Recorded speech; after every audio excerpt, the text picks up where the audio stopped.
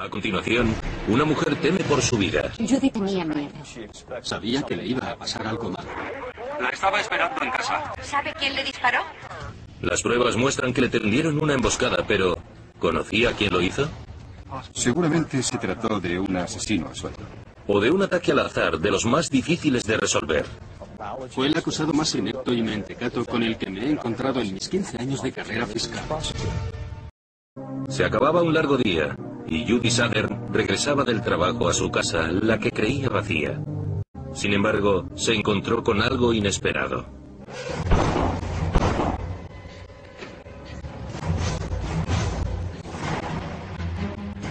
Judy intentó localizar a su marido en el trabajo, pero él ya había salido. Llegó a casa poco después. La oí gritar mi nombre y no recuerdo ni si le di la vuelta. Creo que dije algo como, ¿qué pasó? Y me contestó que le habían disparado. Allen vio la herida de bala, metió a Judy en su coche y la llevó al hospital. ¿Por dónde sangra? Le han disparado. ¿Quién ha sido? Ni idea. Cuando llegué vi que le habían disparado en el abdomen. ¿Ella sabe quién le disparó? Me dijo un nombre, puede que Barry. La estaba esperando en casa. Cuando llegaron al hospital, los médicos ya poco pudieron hacer. Cuando la subieron a la camilla, los médicos empezaron a gritar, código azul. Supe que eso no podía ser nada bueno.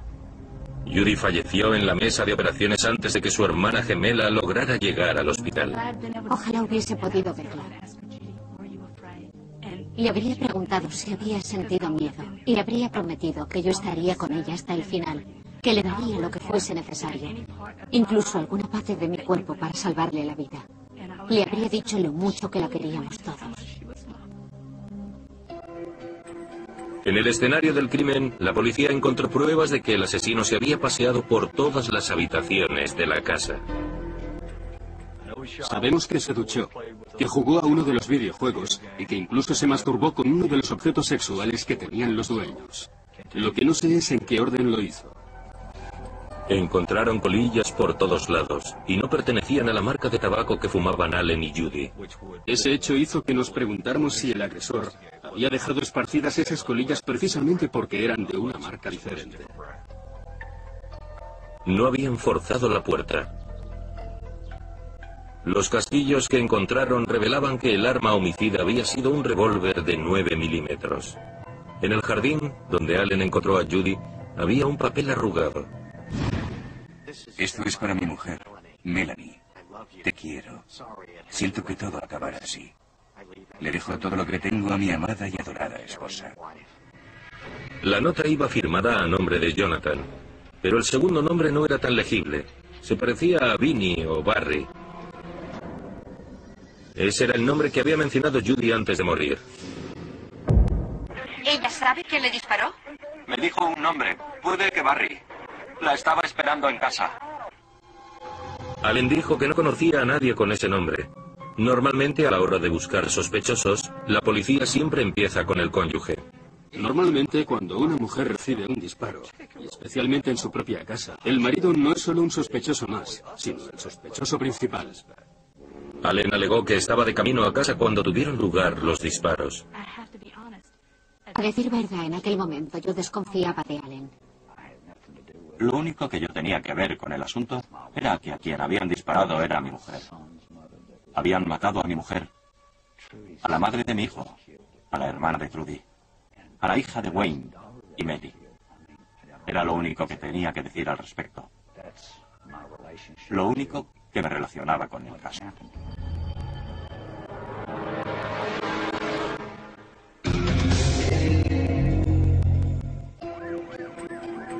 Nadie sabía cuál podría haber sido el móvil del asesinato de Judy, pero no cabía duda de que el asesino había venido con la intención de hacer mucho daño.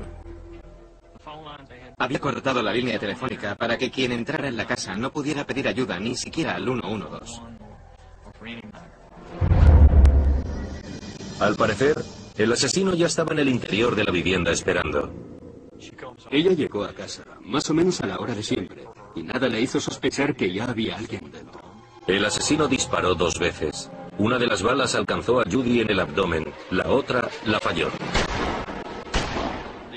El disparo que tuvo lugar en la entrada cruzó el vestíbulo y fue a dar al somier de la cama de la habitación contigua. Creemos que ese fue el que alcanzó a Judy. Cuando la policía registró el escenario del crimen en busca de pruebas, descubrieron algo inesperado en el despacho de Allen Southern. Durante el registro descubrimos que había una especie de grabadora en el teléfono. Allen había estado grabando las conversaciones que se mantenían en su casa porque creía que su mujer tenía un amante. La policía no tardó en enterarse de que la relación entre Allen y Judy no pasaba por su mejor momento. Hemos visto muchos casos de desavenencias conyugales, pero la grabación de las llamadas no es muy habitual. Era un indicio claro de que la relación estaba muy deteriorada. La hermana de Judy confirmó que ambas partes tenían sendos amantes y que Judy sabía que su marido estaba grabando las conversaciones telefónicas. Llegó un momento en el que sospechábamos que grababa nuestras conversaciones, así que nos inventamos un par de cosas para ver si él hacía alguna mención al respecto. Y sí, y como mi hermana era una terca indiscutible, para ella se convirtió en un juego. Él tuvo 2 amantes, de las que su esposa había tenido constancia. Y ahora era ella la que estaba saliendo con otra persona. Allen y Judy dormían en habitaciones separadas, y ya habían comentado ante algunos amigos que si seguían conviviendo era por el bien de su hijo. Jacob adoraba a su padre, y Judy no quería que eso se estropeara. No quería separarlos. La relación entre el matrimonio era cada vez más tensa. 2 días antes del asesinato, Judy le dijo a su hermana que Allen y ella habían decidido separarse. Aquel día estaba muy asustada. Aquel día tenía miedo de que Allen la matara, porque habían llegado al punto en el que su relación era extremadamente hostil. No físicamente. No había violencia física, pero sí verbal. Nos fuimos enterando de que Judy les había dicho a varios amigos que si algún día le pasaba algo, Allen estaría implicado. Pero él negó cualquier implicación en el caso. Sin embargo, él sí tenía móvil. Judy se estaba viendo con otro hombre, y si ella fallecía, él recibiría la custodia total del hijo de ambos y el dinero de su seguro de vida. Pero no tenía antecedentes por agresión ni poseía una 9 milímetros. Las sospechas de la gente eran totalmente lícitas.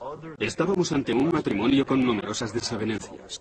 Pero si todos los matrimonios que cumplen ese requisito acabaran en homicidio, el Señor sabe que harían falta muchos más cementerios. La policía ya no sabía qué pensar y decidió centrarse en la nota que había encontrado arrugada en el jardín. Aunque la firma era casi ilegible, el nombre de la parte superior del papel estaba muy claro: Melanie Binney. Como la dedicatoria estaba dirigida a mi esposa Melanie, la policía comprobó el registro civil y descubrió que el marido de Melanie tenía 26 años y se llamaba Jonathan Binney.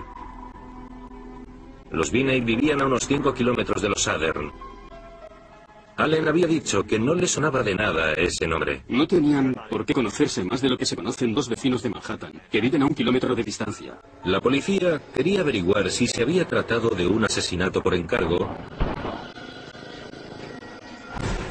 y si Jonathan Binney era el asesino a sueldos. Comprobamos las llamadas telefónicas para averiguar si Allen Southern había llamado en alguna ocasión a Jonathan Binney, pero la única conexión que encontramos entre ambos era que los números de ambos aparecían en la guía de teléfonos de la biblioteca pública del condado de Spartanburg.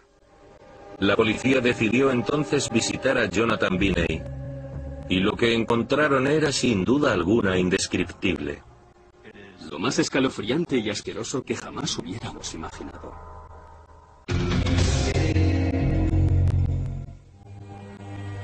En el escenario del asesinato de Judy Southern encontraron una nota dirigida a, palabras textuales, mi esposa Melanie Binney. Y en aquella nota estaba escrita su dirección, a pocos kilómetros de la casa de los Southern. Tras varias comprobaciones, descubrieron que el marido de esa tal Melanie se llamaba Jonathan Binney y había sido detenido no hacía mucho. Está en libertad condicional, tras haber sido acusado de abusar de su hija de 3 meses. En la nota de suicidio, Jonathan decía que iba a suicidarse porque no era capaz de soportar la idea de que iría a la cárcel por abusar de su hija pequeña. La presión a la que estoy o estaba sometido era más de lo que podía soportar. En este caso, se trataba de una pieza vital dentro del rompecabezas. Podríamos someter la nota a un análisis grafológico. Gail Heath, experta en documentos, comparó la letra de la nota con otras muestras escritas de Jonathan Biney. En este caso en concreto, nos centramos en la caligrafía. Es algo muy particular de cada uno de nosotros. Todos hemos aprendido a escribir con la ayuda de unos cuadernillos que nos enseñan a dibujar las letras. Había varias similitudes, como la parte inferior de la G, que especialmente a final de palabra estaba muy abierta. La parte inferior de la T estaba muy inclinada con respecto a las otras letras de la palabra. Tras haber examinado la nota que me proporcionaron, yo sería capaz de reconocer cada uno de los movimientos del bolígrafo de la misma. Gail Heath declaró que era muy probable que Jonathan Biney fuera el autor de la nota. Me atrevería a decir que la identificación era completa. En una escala de identificaciones, este caso ocuparía el primer puesto. Además, las huellas del papel coincidían con las de Biney. Cuando la policía se presentó en su casa, Jonathan se había ido. Con la ayuda de un helicóptero equipado con una cámara termográfica, podíamos ver a cualquier persona que durante la noche pasease entre los árboles. También empleamos equipos de perros que nos ayudasen a rastrear la zona en busca del sospechoso, Jonathan Biney. A la mañana siguiente, los agentes regresaron a casa de Biney y esta vez le encontraron escondido en el sótano. No llevaba camisa y tenía 6 parches de nicotina pegados en el pecho. Jonathan Biney confesó que se había pegado múltiples parches de nicotina con la intención de suicidarse de una sobredosis. Si compras 6 cajas y te pones 50 parches de nicotina, entonces sí me creería de buena fe que podría ser un intento de suicidio. ¿Pero 4? Hay gente que se pone 4 para pasar la noche estudiando. Cuando lo acompañaban hasta el exterior de la vivienda, Jonathan Biney hizo lo que nosotros llamamos una confesión espontánea. Está muerta, ¿verdad? Uno de los agentes dijo, ¿quién? Y él contestó, la mujer a la que disparé. Sin añadir nada más, Jonathan Biney solicitó un abogado y se retractó de su confesión. La tarea de analizar las colillas encontradas en el escenario del crimen recayó sobre Ken Vaughan. Este las abrió para extraer alguna célula que pudiese encontrar en los restos de saliva. Normalmente es fácil extraer muestras de ADN de una colilla. El problema radica en cuánto ADN podemos encontrar. La saliva de los cigarrillos era de Jonathan Biney, prueba de que había estado en el escenario del crimen. Los agentes encontraron un revólver de 9 milímetros en el bosque que hay entre la casa de los Biney y la de los Southern. Los de balística la compararon con la bala encontrada en el escenario del crimen. Es como mirar por unos prismáticos. Ves algo por el lado izquierdo y otra cosa por el derecho. Y ahora tienes que buscar en qué se parecen y en qué no los dos objetos.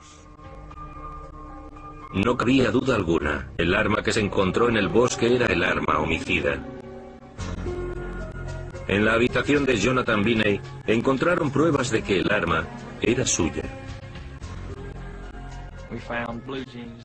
Encontramos unos pantalones con una bala 9 milímetros de Makarov en un bolsillo. También encontramos la funda de un revólver y una credencial de seguridad, además de otros objetos que indicaban que él poseía un arma. Todas las pruebas señalaban a Biney, pero ¿cuál era el móvil? Intentamos encontrar alguna conexión entre ambos.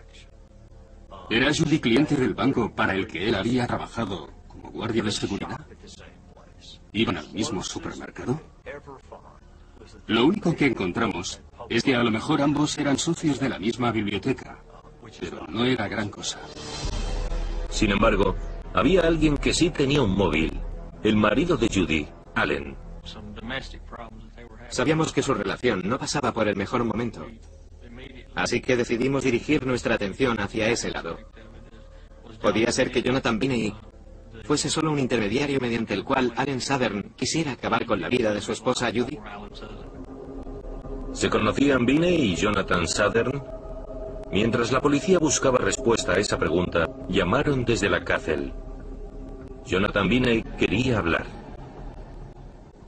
Supusimos que iba a confesar que Allen le había contratado para matar a Judy, que él se había limitado a cumplir un encargo.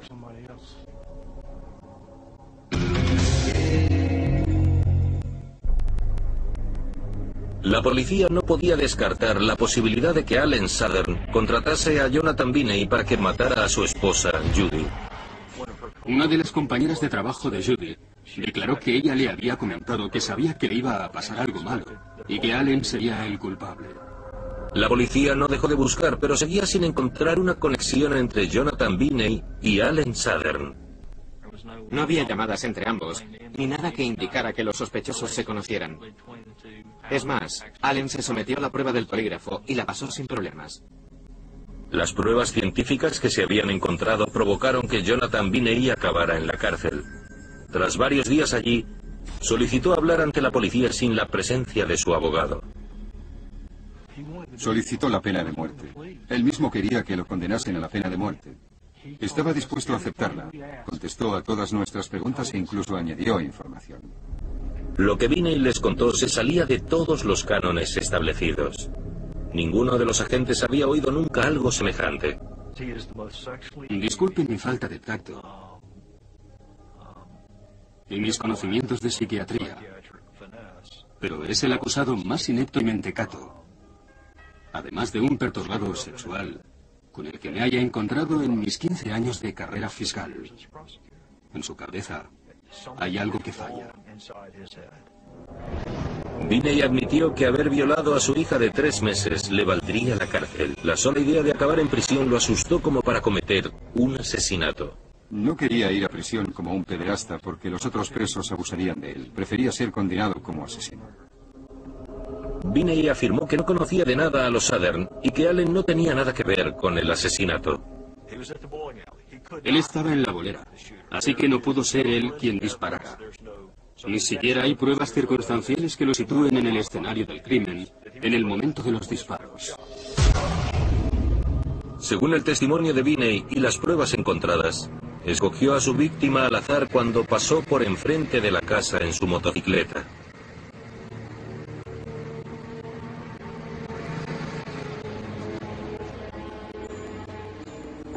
Entró en la casa vacía por una ventana que estaba abierta y cortó la línea telefónica.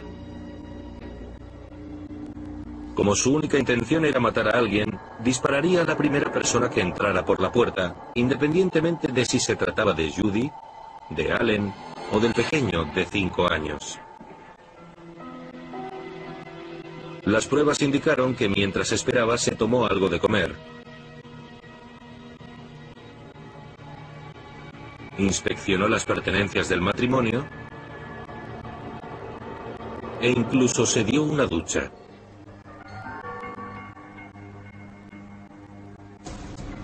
Judy regresó a casa sobre las 3:30 después del trabajo y encontró la nota de suicidio de Binney. No tardó en encontrarse frente a él y cuando intentó escapar, el asaltante disparó 2 veces. Una de las balas alcanzó a Judy en el abdomen.